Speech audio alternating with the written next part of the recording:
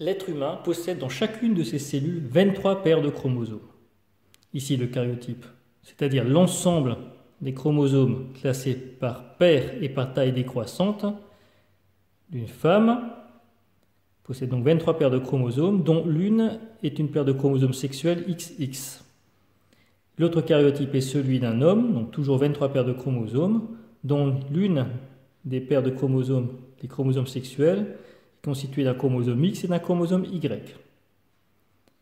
Chacun de ces chromosomes comporte de nombreux gènes. Nous allons voir ce qu'il se passe au niveau de la paire de chromosomes numéro 9 et parler des groupes sanguins.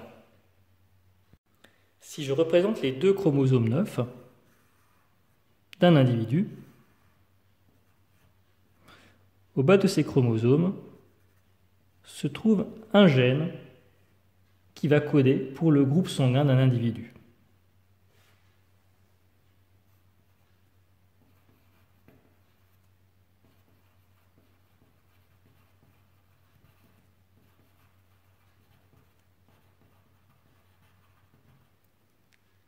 Ce gène va fabriquer les molécules présentes autour des globules rouges.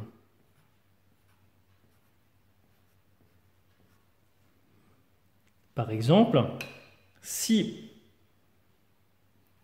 on a des gènes qui vont fabriquer la substance A, ces molécules seront des molécules A,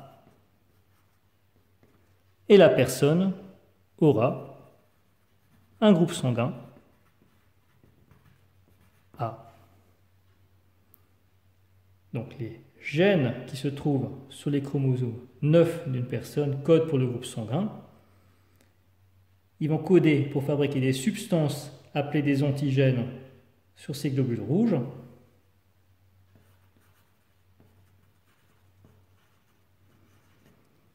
Et ceci va permettre de connaître le groupe sanguin d'une personne, ici le groupe sanguin A. Mais il n'y a pas qu'un seul groupe sanguin, nous allons voir les différentes possibilités.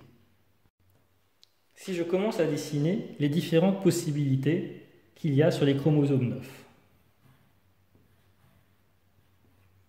Il y a donc, comme dans l'exemple précédent, des substances A et A. Je rappelle que la paire de chromosomes ici, un des chromosomes est transmis par le père et l'autre chromosome est transmis par la mère. Chacun ayant déjà un groupe sanguin, il va transmettre soit A, soit B, soit O. Donc la combinaison des deux va permettre de savoir quelles substances seront sur les globules rouges. Donc ici, comme dans l'exemple précédent, il y aura des substances A. Donc la personne aura comme groupe sanguin A. Un deuxième exemple, le père transmet B et la mère également. Donc il n'y aura sur les globules rouges que des substances B. Donc la personne aura un groupe sanguin B. Un troisième groupe sanguin est le groupe sanguin O. Si la maman transmet le O, la particularité, c'est qu'il n'y aura pas de substance. C'est ce qui va déterminer le groupe sanguin O. Si le père transmet A et la mère transmet B, il y aura les deux substances sur le globule rouge.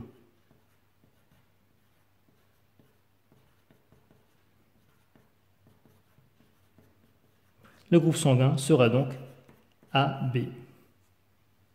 Restent les deux dernières combinaisons.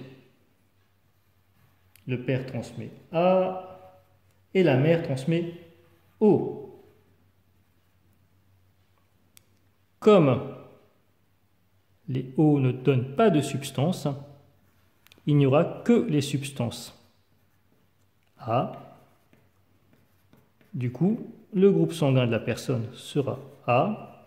Et il en va de même pour la combinaison BO.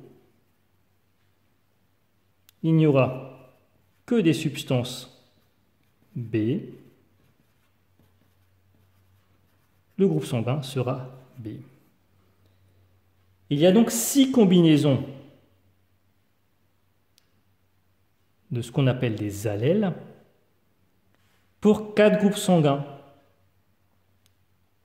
Alors, à retenir.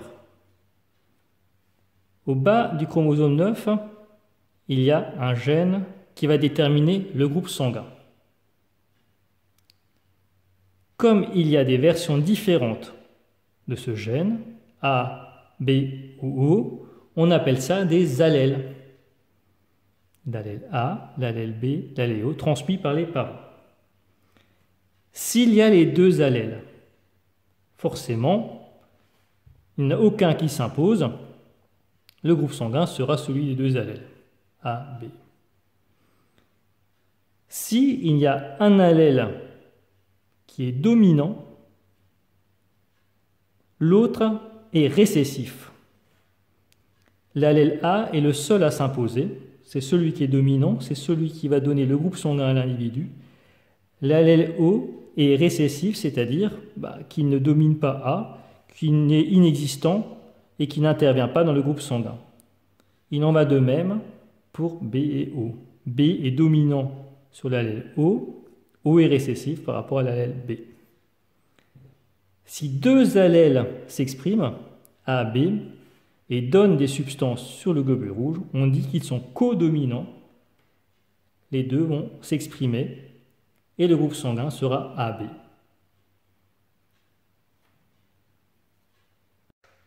Donc, si je fais un résumé, à retenir, un gène peut présenter plusieurs formes différentes qu'on appelle des allèles. Exemple, A, B, O. Les deux chromosomes d'une même paire peuvent porter des allèles identiques ou deux allèles différents, mais occupant la même place sur le chromosome. Ils sont placés tout en bas, ici sur le chromosome 9. Quand deux allèles sont identiques, un seul aspect du caractère apparaît. Quand deux allèles sont différents, soit ils s'expriment tous les deux, exemple groupe sanguin AB, ils sont codominants, soit l'un des deux allèles dit dominant s'impose. Si les deux allèles sont A et O, le groupe sanguin sera A, l'allèle O est dit récessif. Alors bien sûr, nous avons ici le gène pour le groupe sanguin, mais il y a de nombreux autres gènes sur des chromosomes 9, il y a de nombreux autres gènes sur tous les autres chromosomes de l'organisme.